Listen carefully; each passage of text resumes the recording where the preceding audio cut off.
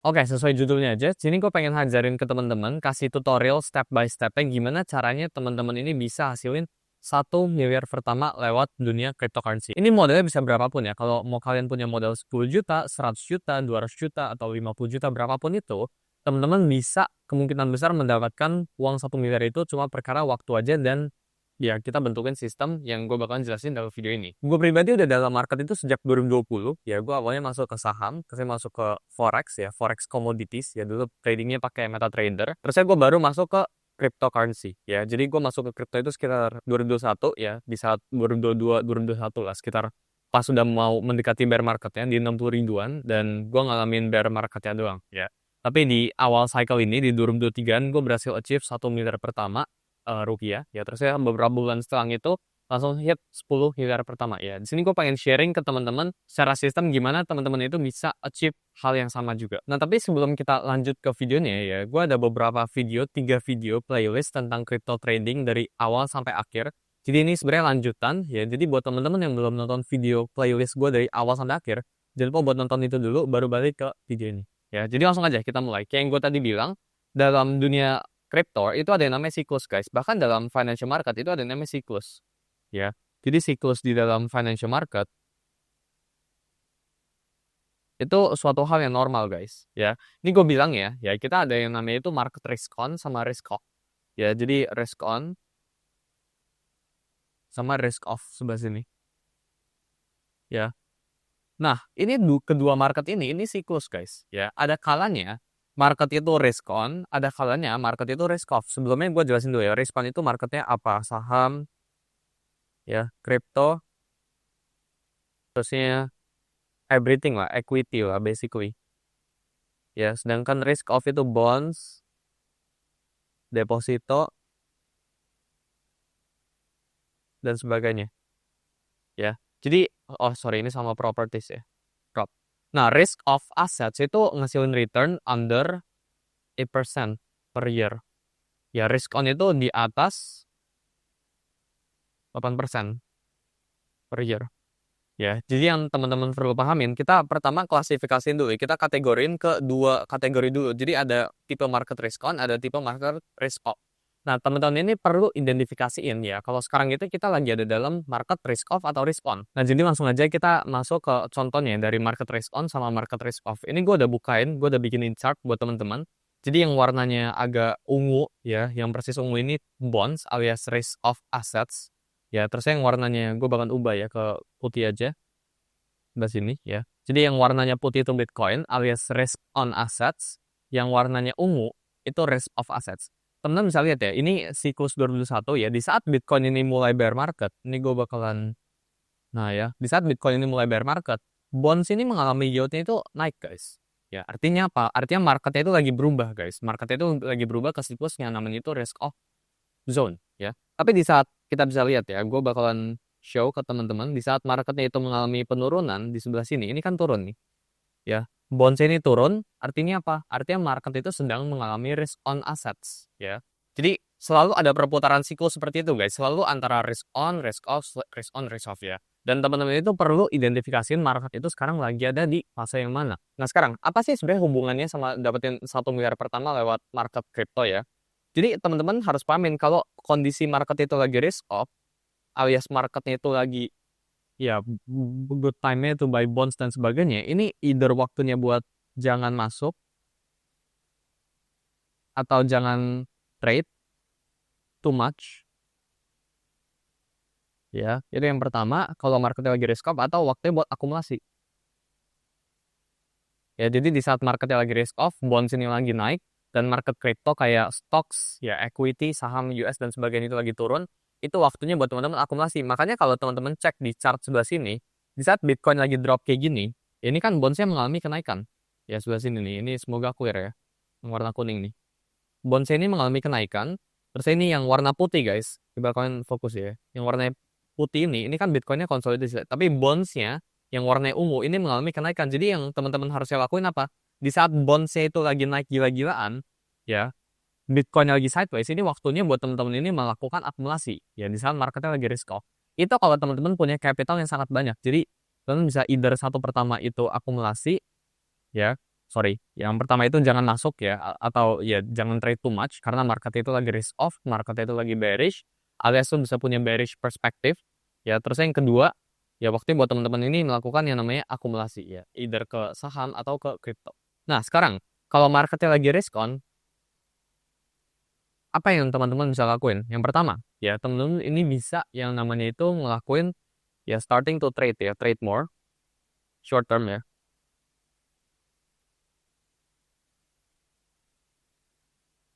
Terus yang kedua, teman-teman ini bisa mulai yang namanya itu take profit, ya. Nah, lebih gampang mana buat dapetin 1 miliar pertama di kondisi risk off atau risk on, ya. Yang pasti ya sekarang per video ini kita di shoot ya, ini kita lagi ada di kondisi yang sini, ya. Di kondisi risk on assets mode ya. Jadi kripto itu lagi rally gila-gilaan, ya. Dan waktunya itu buat teman-teman itu go all out ke sini, ya. Jadi jangan beli aset yang risk off, tapi beli aset yang risk on. Di saat marketnya udah switch, teman-teman ini punya cash banyak, waktunya buat teman-teman ini switch dan mulai beli ke risk of assets. Nah, itu tentang risk on sama risk of assets ya. Sekarang kita udah ngerti ya, kalau kita itu sekarang lagi ada di environment yang risk on, dan waktunya buat teman-teman ini pahamin dalam risk on ini ada siklusnya lagi guys. Jadi dalam crypto market itu ada siklus namanya itu halving ya. Jadi ini common knowledge, tapi gue bakalan coba jelasin secara singkat ya. Jadi 2020, 2024 ya, sama 2016 ya, ini latest halving kita ya ke belakang. Nah, teman-teman perlu pahamin ya, H plus 1 tahun setelah halving itu bullish guys marketnya. Kita T plus 1 ya. Jadi T plus 1, T plus 1. Ya, jadi di saat marketnya itu melakukan yang namanya Bitcoin halving, ya Bitcoin ini mengalami half ya, reward dari miners itu disetengahin. Artinya secara supply, Bitcoin ini bakalan mengalami supply shock dan market crypto itu bakalan eventually get bullish ya. Setiap kali terjadi Bitcoin halving, kita bisa lihat 1 tahun setelah itu marketnya itu mengalami rally, 1 tahunnya setelah 2020 marketnya rally, 2016 marketnya rally ya. Gue ambil contoh langsung aja di sebelah sini ya. Jadi di Bitcoin chart yang temen-temen bisa lihat sebelah sini, ini second halving di sini ya. Juli 9 2016 marketnya mengalami kenaikan. Jadi kalau gue bisa highlight dari range ini ke sini, ya ini Bitcoin halving. Bitcoin terjadi ya. Halving dan 1 tahun setelah itu market mengalami kenaikan sampai 2017. Nah sekarang di sebelah sini juga ya. Jadi ini halving dan marketnya itu rally ya 500% ke atas. Dan di sini ya kita 1 tahun yang lalu kita baru aja ngalamin Bitcoin halving juga, dan ya Bitcoin berhasil breakout ke atas. Nah, yang teman-teman perlu lihat di sini, opportunity selalu datang, guys. Jadi buat kesimpulannya ya, jadi yang teman-teman pertama kali harus lakuin itu apa? Identify dulu ini lagi risk on atau risk off ya, environment market, financial marketnya. Kedua, apabila lagi risk on, ya it's time to make money alias di crypto ya. Yang ketiga ya, teman-teman cek ke altcoins.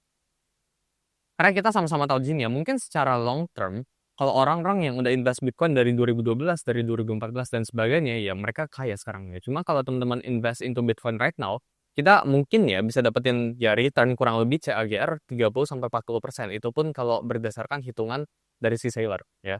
Cuma ini nggak bakalan bikin kita extremely rich kayak orang-orang yang 2014. Cuma ini bakalan preserve wealth kita, sama bakalan yang namanya itu yang nge-grow, nge-compound uang kita secara long term ya. Jadi kalau teman-teman dapetin return 30% per tahun secara konsisten, itu dalam 10 tahun kurang lebih ya. Kalau di compound itu bisa 10-15x dari duit teman-teman. Nah, cara hitungnya kayak gimana? Let's say target teman-teman itu 1 miliar rupiah. Ya, gue bakal tulis di sebelah sini. Nah, kalau target teman-teman sini 1 miliar rupiah, kita perlu cari dulu multiplier yang dibutuhkan berapa. Ya, contoh, ya kita pakai jumlah uang yang teman-teman punya sekarang itu berapa. Misal jumlah uang yang teman-teman punya itu sekarang 100 juta. Kita ngomong gampang aja. Ya, 100 juta ini buat hit ke 1M ke atas ini berarti butuh berapa X multiplier ya? Ini 10X gitu ya. Nah, kalau teman-teman punya let's say 50 juta ya, berarti ya teman-teman butuh multiplier yang lebih besar yaitu 20X. Kalau teman-teman punya 10 juta ya berarti lu butuh multiplier berapa? Lu butuh multiplier 100X lah kurang lebih. Kayak gitu ya. Dan teman-teman harus pahamin semakin besar multipliernya alias kalau misal lu pengen incar 100X, return alias risknya itu akan berbanding lurus. Ya, jadi kalau lu pengen cari 20X pasti lebih less risky daripada lu cari 100X. Ya, kalau lu pengen cari return 10X ya pasti lebih less risky daripada cari return segini. Ya. Yang teman-teman perlu pahamin, ini semuanya nggak harus instan dalam 1-2 tahun guys buat kalian cari return segini banyak. Ya, kalau return 100x itu sekitar 10.000%. Ya. Kalau return sekitar 20x ya 2000% kan. Ini 1000%. kayak gini, ya. Jadi nggak harus kalian buru-buru atau kepepet, ya. Cuma yang teman-teman perlu pahamin, lu harus identify dulu, ya, berapa sih multiplier yang lu pengen incer. Nah, menurut gue pribadi, kalau lu udah konservatifnya, udah di atas double X, ya return lu harus di atas double X buat lu hit 1 miliar pertama di cycle crypto kali ini. Ya menurut gua pribadi kalau udah double X ini udah terlalu risky ya. Ini udah masuk ke kategori very very high risk ya. Tapi kalau di bawah itu, ya gua rasa ya dalam 4 tahun sampai 5 tahun ke depan itu cukup possible ya. Dan di sini gua akan breakdown gimana caranya. Kita sama-sama tahu dalam dunia crypto itu ada yang namanya altcoins ya. Jadi teman-teman bisa cek di Total Tree ya. Jadi apabila kita bilangnya Total Tree ini mengalami kenaikan yang gue tunjukin sebelah sini ya. Jadi Total Tree ini naik, maka kita bisa bilang ya buat altcoins ini cenderung bullish karena Total Tree itu apa? Total Tree itu ticker selain Bitcoin sama Ethereum ya. Ada juga salah satu ticker ya namanya itu Bitcoin Dominance. Kita ketik aja BTC.D ya. Yang pertama sebelah sini. Jadi apabila kita mengalami drop dari Bitcoin Dominance ini, ya maka ini bullish for altcoin kurang lebih. Kenapa? Karena artinya ada perpindahan alokasi portfolio dari Bitcoin ke altcoins. Jadi kalau gue bilang sini Bitcoin Dominance itu 61%, jadi kalau dalam sirkulasinya itu ada 100 juta, ya dalam sirkulasi crypto market, 61%-nya itu punya Bitcoin. Ya jadi 61 jutanya itu punya Bitcoin, sisanya 39 jutanya itu punya altcoins, kayak punya Ethereum, Solana dan sebagainya, ya. Nah, yang perlu teman-teman perhatiin, itu cuma 2 chart ini. Jadi lu bisa mulai alokasiin dari 100 juta ini, ya lu kuat kena drawdown berapa persen, pastiin kalau ini itu uang dana darurat dulu, ya. Tapi yang lu perlu pahamin ya, dari circle sebelah sini, kita perlu allocation ya, maksimum itu 50% ke Bitcoin. Ya, jadi kalau teman-teman punya 100 juta, ya berarti 50 jutanya ya. Ini taruh ke Bitcoin, ya 50 jutanya kita go risk on ke assets ya. Kayak gitu ya. Jadi 50%-nya taruh ke altcoins. Ya, dengan selected pick ya. Jadi kita nggak ngasal, kita purely kita bakal pilih altcoins mana yang paling bagus gitu ya. Jadi ini allocation yang menurut gue cukup ideal. Jadi lu 50 juta ini sebagai tamengnya dan ini sebagai players ya. Ya dan dari 50% ini kan ini 50 juta kan. Ya. Kita bakal tembakin ke beberapa altcoins ya. Kalau gue pribadi ya, jadi ada yang kita kategorikan sebagai low, medium, terusnya high. Ya, jadi low ini kita bilangnya lu pecah ke 5 altcoins. Terus yang medium lu pecah ke 3 altcoins. Terus kalau high lu pecah ke 2. 1 sampai 2 bahkan altcoins. Ya. Jadi lu perlu identify dulu, lu perlu bikinin structure portfolio kayak gini. Ya, setelah itu baru kita identify. Nah, teman-teman ini pasti tanya, "Yalah, kalau gua low kayak gini, berarti gua alokasinya 5 juta dong per koin." Iya, bener.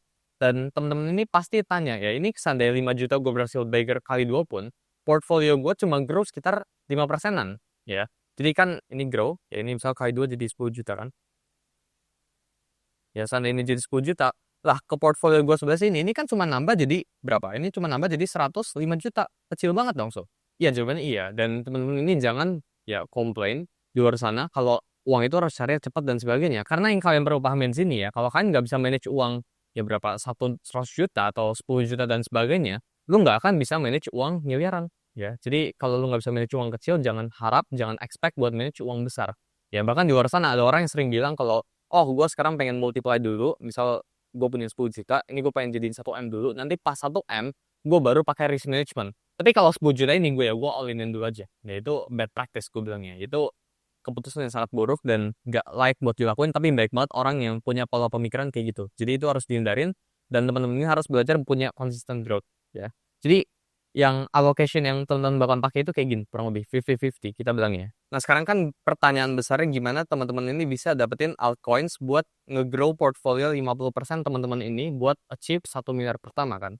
Jadi kita masuk ke trading view ya, kita pakai yang namanya itu comparing ticker guys ya. Jadi kita buka total tree ya. Dan total tree ini kita bakal gabung sama Bitcoin ya, Bitcoin dominance. Jadi kita pakai slash di sebelah sini BTC.D ya. Jadi apabila chart ini mengalami kenaikan, kita bisa bilang altcoins ini ada potensi juga buat naik guys. Ini gue bakal ubah ke candlestick ya. Jadi kalau teman-teman lihat di chartnya sebelah sini, kita ambil contoh ya 2024 awal kan market crypto itu mengalami rally yang cukup signifikan kan. Ini by chart ini nunjukin guys. Nah sebelah sini ya sampai Maret, terusnya Maret marketnya mulai ngedam kan. Ya. Dan di saat marketnya ini turun, ya alias chart total tree slash Bitcoin dominance ini turun, ini cenderung kita bisa pakai buat akurat guys. Ini lebih akurat daripada kalian pakai total tree atau pakai Bitcoin dominance ya. Jadi teman-teman bisa analisa pakai total tree slash Bitcoin dominance ya. Nah teman-teman ini perlu identify ya kalau total tree slash Bitcoin dominance ini alias speaker yang sebelah sini ini ada di area support atau resistance ya. Jadi gue bakalan ubah ke daily chart ya sebelah sini. Dan kita bakalan mark area support sama resistance. By the way, kalau teman-teman nggak tahu apa itu support sama resistance, ini ada di Discord gue. Teman-teman bisa join secara gratis, ini ada di description, di bagian di mode crypto ya. Jadi kita identify ya. Contohnya ya, ini gue bakalan langsung aja mark support sama resistance-nya. Jadi ini area supportnya kan. Terus kita bakalan mark lagi, ini area supportnya juga. Support atau resistance-nya. Ya. Terusnya kita bisa bilang area sebelah sini. Area sebelah sini juga. Ya, jadi ini gue ada mark ya beberapa area. Nah, kalau sekarang itu lagi di tengah, alias ini lebih actually mendekati ke resistance, kita nggak bakalan beli altcoins, guys. Ya, kita justru bakalan actively selling. Tapi di saat ya kita bilangnya total tree ini udah mantul atau lagi ada di area support yang teman-teman udah tandain ya, seandainya gue bilang Bitcoin total tree slash Bitcoin dominance ini mengalami penurunan sampai bawah sini, ya, terusnya teman-teman apa yang harus melakukan? Mulai beli altcoins. Tapi kalau dia ada di resistance sebelah sini, ya lu jangan beli altcoins, lu full cash dulu atau lu masukin ke Bitcoin dulu ya. Jadi lu risk off dulu, ya lu jangan masukin ke altcoins dulu. Di saat dia udah hit support bawah sini, ya lu mulai akumulasi lagi.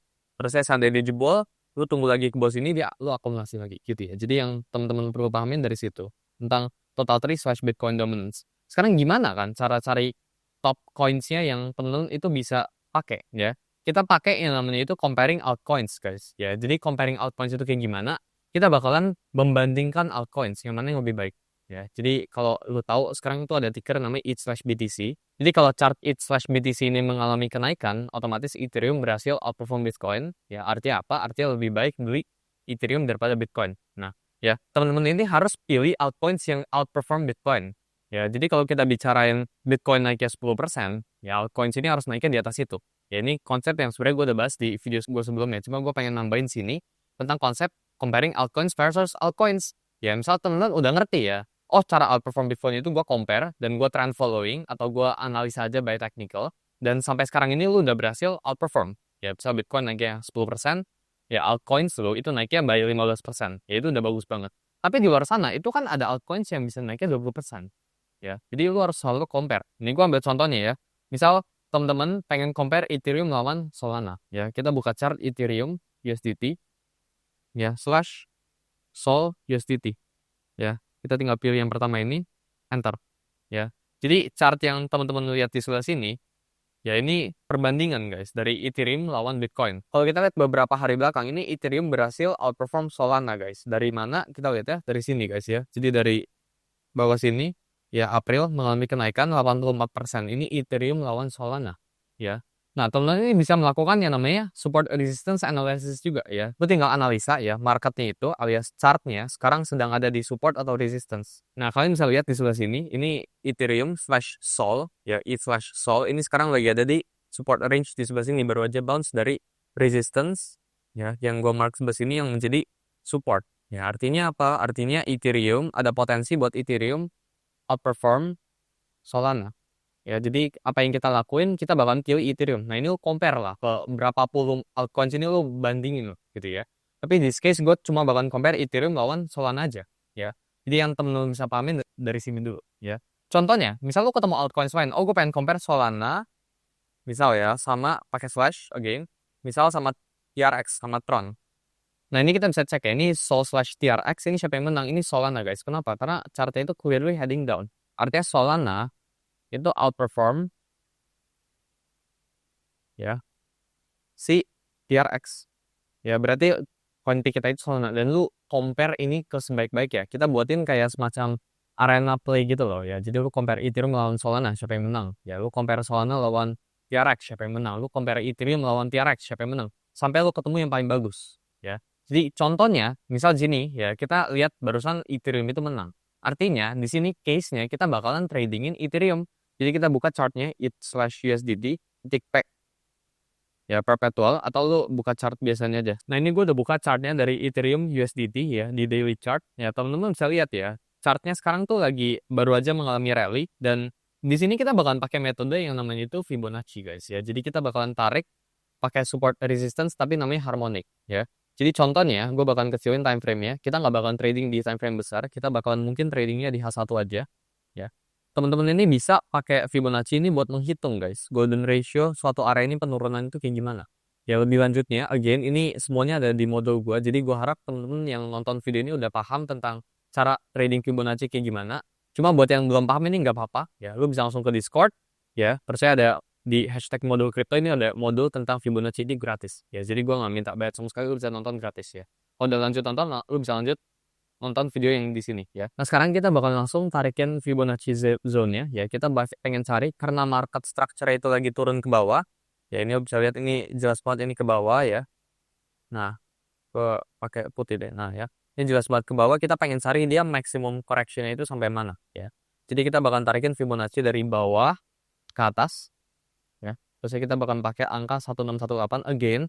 Kalau teman-teman nggak ngerti, ini ada di Discord gua, description di bawah ya. Jadi teman-teman bisa nontonin tentang cara pakai Fibonacci sama baik banget ya, trend coding dan sebagainya. Ini ada di modul gratis kita ya di hashtag modul crypto ya. Tapi in this case, kita tarik dari bawah ke atas, dapat di ya sini ya angkanya ya, 3530 ya. Jadi kita expect ya buat market ini mengalami yang namanya itu drop sampai bawah sini. Terus ya baru dia mengalami kenaikan guys setelah itu ya. Jadi kurang lebih gue bisa bilangnya kayak gini ya skenario-nya. Jadi kita tunggu aja apakah marketnya bakalan visit ke range sana. Ini gue pakai replay mode ya. Dan ini emang ada trade ya di trade itu ya. Oke, dan marketnya itu udah yang namanya itu mengalami bounce guys. Persis ya di garis yang kita tandain di sebelah sini. Jadi selanjutnya apa yang kita bakal lakuin? Kita pakai yang namanya itu indicators guys, yaitu RSI ya. Ini Relative Strength Index. Gue bakalan bukain ya. Dan kita bakalan ubah angkanya. Kita nggak bakalan pakai EMA-nya. Kita cukup bakalan ubah strength-nya ke 5 aja ya. Jadi di saat marketnya drop ke bawah sini ya kita ada potensial untuk buy ya. Tapi buat sekarang kita masih belum ya. Berarti kita wait and see. Oke, marketnya itu ada di area oversold sekarang ya. Dan sorry di sini ya gue potongin ya. Marketnya itu sekarang di area oversold plus di area 1618 Fibonacci zone kita ya. Jadi kita bakalan potentially long di sebelah sini. Dan aturan kalau kita ngelong itu apa? Stop loss-nya itu di bawah supportnya dan resistance-nya itu sebagai take profit area-nya. Jadi bisa di sini ya. Atau di sini juga bisa. Ini sebagai take profit level pertamanya. Oke, jadi buat nge-recap, kalau teman-teman pengen tahu dari awal kita bahas apa ya, ini decision making tree-nya buat dapetin 1 miliar pertama ya. Yang pertama itu ya seperti biasa ya, kita bakal tentuin multiplier ya, apakah teman-teman ini perlu berapa ya. Again, kalau di atas 20x, ya ini udah high risk banget guys hitungannya dan sangat-sangat tidak recommended. Bahkan mendekati itu, kayak 10x aja udah sangat susah ya. Tapi kalau di atas itu artinya masih possible ya. Kedua ya, kita bakal tentuin marketnya itu lagi risk on atau risk off ya. Apabila ya kita bicarainnya marketnya itu lagi risk off, ya kita cuma akan akumulasi. Ikan dari kita akumulasi atau kita main ke risk off assets kayak bonds dan sebagainya. Ya, tapi kalau kita risk on market, ya kita bakalan trading crypto atau trading ke idea stocks dan sebagainya. Tapi in this case gue pakai contohnya itu crypto. Dan kita bakalan langsung tentuin halving cycles ya, apakah ini udah halving, pre-halving atau before halving. Kalau H plus 1 tahun plus halving ya kita bisa bilang market ini bullish. Kalau lagi di tahun halvingnya kita abu-abu, halving sebelumnya ya berarti market itu lagi di accumulation zone ya. Yang teman-teman perlu pahamin di situ. Alias kalau 1 tahun sebelum Bitcoin halving ya kita bakalan akumulasi kripto ya. Kita nggak bakalan trading. Kita bakalan sedikitin buat trading, tapi kita bakalan banyakin buat akumulasi cryptocurrencies kita ya. Selanjutnya ya kita bakalan compare langsung ya. Kalau di saat marketnya itu bullish, kita bakalan langsung buka chartnya total 3/Bitcoin dominance ya. Apabila total 3/Bitcoin dominance ini bullish, alias lagi ada di support level yang kuat, ya kita bakalan punya long bias ya. Tapi kalau total 3/Bitcoin dominance ini bearish, alias ada di resistance level, ya kita bakalan either short bias, ya kita short selling, ya pasangnya short, atau kita nggak bakalan pasang trade sama sekali karena marketnya itu bakalan volatile banget, ya. Jadi kalau di resistance kayak gini, kalau di support kayak gini, ya, dan long biasnya itu kayak gimana, alias kalau kita short biasnya kayak gimana, kita bakalan compare ke Bitcoin, ya. Selanjutnya kita bakalan compare ke altcoins, sesimpel itu, ya. Dan setelah comparing, kita ketemu yang the best, ya, the best of the best yang to trade. setelah kalian ketemuin apa yang paling bagus ya dari semua altcoins buat di trade, kita buka chartnya di H1 ya, kita pakai Fibonacci buat ukur ya, kita tentuin dulu dari trennya dulu kayak gimana. Kalau bearish kita bakal follow the trend atau kita cari market bounce ya. Ya kalau marketnya bullish kita juga bakal follow the trend. Kita bakalan pakai Fibonacci buat tentuin area bounce-nya di mana ya. Dan in this case ya kita bakal long. Kenapa? Karena RSI-nya udah di bawah sini ya. Dan dia udah hit ke 1618. Jadi langsung aja kita coba cek trade-nya. By the way ini beneran ada perpetual trade-nya guys ya. Dan ini sekarang ini trade-nya lagi ongoing ya. Tapi gue nggak tahu ini hit TP atau SL karena marketnya lagi running. Coba kita cari case yang lain. Nah contoh ya di sini ya, kita bakalan pakai time frame cuma H1 ya. Kita bakalan tarikin Fibonacci dari bawah ke atas ya. Kita bakalan pakai 0,618. Again ini ada di modulnya Trade with Suri. Kalau teman-teman pengen tahu caranya buat narik Fibonacci dan cara trend coding dan sebagainya, pokoknya total setup, cara setup trading dari A sampai Z, bahkan dari cara pakai trading view itu kita ada ajarin di Discord kita secara gratis ya. Jadi lu tinggal join aja ya. Jadi kita asumsikan ya bahwa Ethereum ini ada potential bounce apabila dia hit ke 0,618 ya dan up ya. Jadi kita bisa pasang ya long position limit order di sini dengan stop loss di bawah ya 3400 ya 71 dan TP-nya itu bisa di atas sini ya. Karena ini resistance level ya. Jadi kita lihat. Oke, ini nggak gitu ngehit ya. Oke, yang ini kita agak ini ya, cuma dia nggak gitu ngehit, sangat tipis ya di sebelah sini. Tapi you get the point lah. Kita coba cari contoh yang lain ya dari range sebelah sini ya. Coba kita cari. Ya misal marketnya itu lagi bullish dan lu masuk ke dalam phase ini ya. Jadi again lu harus selalu compare sama baik banget altcoins ya. Jadi lu bisa sekarang buka KHP lu. Setelah lu buka KHP lu buka misal top gainer top losernya atau turnover paling tingginya itu bisa juga. Jadi contohnya ya di sini gua pakai checks ya. Turnover paling tinggi itu sekarang apa? Ethereum, Bitcoin, XRP, Solana, Doge, ADA, Fartcoin, Sui, PP. Ya, jadi lu bisa compare itu semuanya. Ya, yang mana yang paling bagus dari semuanya, yang mana yang paling outperform dari semua dari yang list yang misal dari turnover sebelah sini. Lalu lu tinggal tradingin yang paling turnover paling baik itu yang mana? Ya, in this case kita pakainya Ethereum ya. Jadi kita cari ya Fibonacci range zone-nya dari bawah ke atas, kita tarik ya. Jadi 3373 dapatnya. Ya, jadi kita tinggal ya possibly limit long order di bawah sini ya dengan stop loss di range supportnya. Ya take profitnya di mana kita tarikin aja Fibonacci dari atas ke bawah ya buat cari 1618 ya. Ya, jadi dari sini kita cari 1618 ini ada di range atas ini. Ya, jadi kayak gini kurang lebih setupnya ya buat gua pribadi. Oke, ini udah hit ya ordernya. Ya. Dan oke, marketnya eventually hit TP ya. Nah, buat teman-teman yang wondering ya, dari tadi gue bicarain tentang Fibonacci, support, resistance, dan sebagainya, itu sebenarnya kita ada share guys di internal ya. Jadi, cara pemula menggunakan trading view ini kita ada. Cara baca candlestick ada. Ya, market movement, ya, cara baca pola, tujuan trading crypto, ya, cara pakai Fibonacci, dan sebagainya. Ini bahkan foto temen cek di YouTube gue, ini ada cara trading crypto dari 0 dalam 30 menit. Jadi, sebenarnya ini lanjutan dari video yang itu ya. Jadi buat ngerangkum semuanya ya, teman-teman itu bisa dapetin 1 miliar pertama menurut gue pribadi lewat framework ini. Jadi sesimpel decision making tree-nya itu tentuin multiplier-nya, semakin besar multiplier-nya semakin gak realistis ya. Risk on risk off ya, dan semuanya yang gue baru aja bagikan. Jadi gue rasa itu aja buat video kita kali ini ya. Kalau kalian ngerasa video ini ada manfaatnya jangan lupa buat like ya. Again ini videonya perpetahan ya, bagian-bagian dari video yang lo harus nonton dari video ya belajar trading crypto 30 menit dan sebagainya ya. Semoga lo rasa manfaatnya. Sampai jumpa di video berikutnya.